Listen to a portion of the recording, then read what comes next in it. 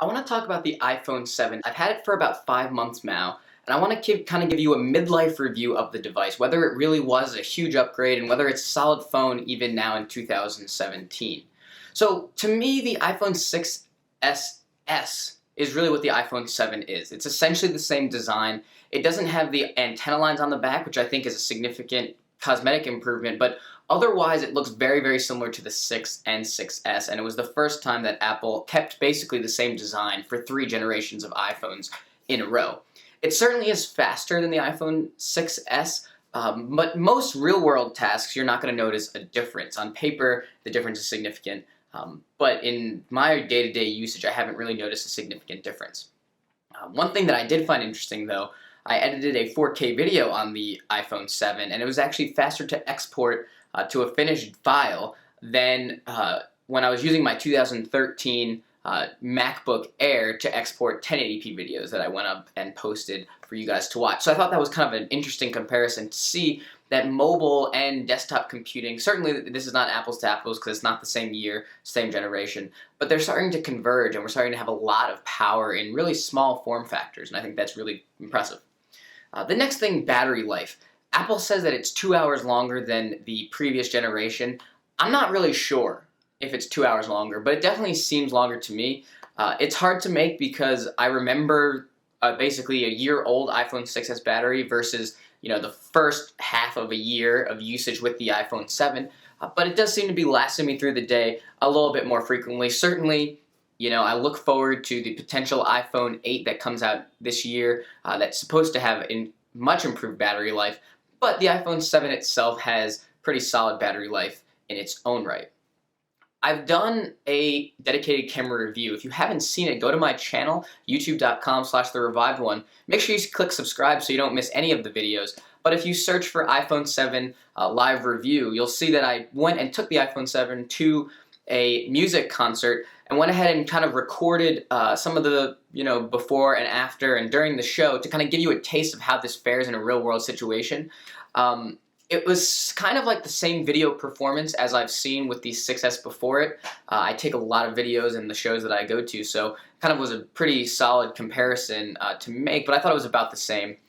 Certainly it's still very good for a smartphone, but it's not really that much of an improvement over the iPhone 6S. Now I want to talk about the display by itself for a second. Honestly, I think it still looks really good. There's been a lot of bashing based on the fact that the pixels per inch, the screen density, isn't as high as comparison devices, Android devices. But I think the Retina display itself still looks very good. I think it's quite bright. I think there are nice colors and they look really good. It's not as high of a resolution, but the Retina display itself is very strong. And it definitely looks better than previous generations of iPhones that I have used. So the display is still very good. One thing that I've noticed through my time with the device is that it does get warm while you're doing process-intensive activities. So when you're playing a game that's using a lot of the power of the device, you will notice that it gets a little bit warm. I notice it when I'm making FaceTime video calls. I make a lot of FaceTime video calls, and when I'm holding it, I definitely notice that it gets warm. It's not scalding hot, but it does get warm, so that's something to keep in mind. One of the big improvements over the previous 6S is water resistance. So it's not waterproof.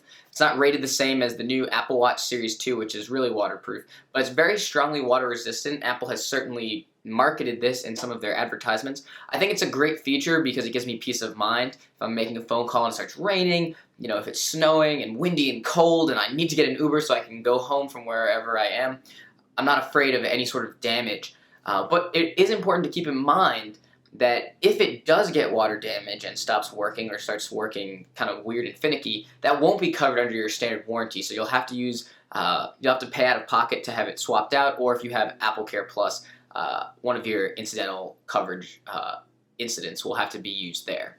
The next thing I want to talk about is the digital home button. I've grown to really like it.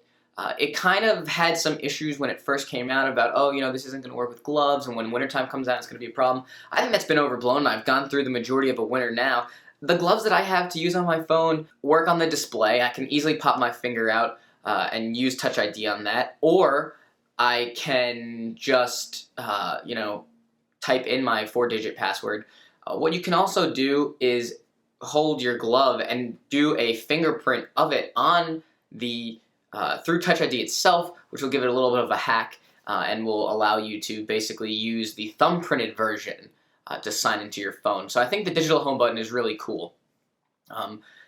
The other thing that was really big on the iPhone 7 is the removal of the headphone jack. There was no 3.5mm headphone jack on the iPhone 7.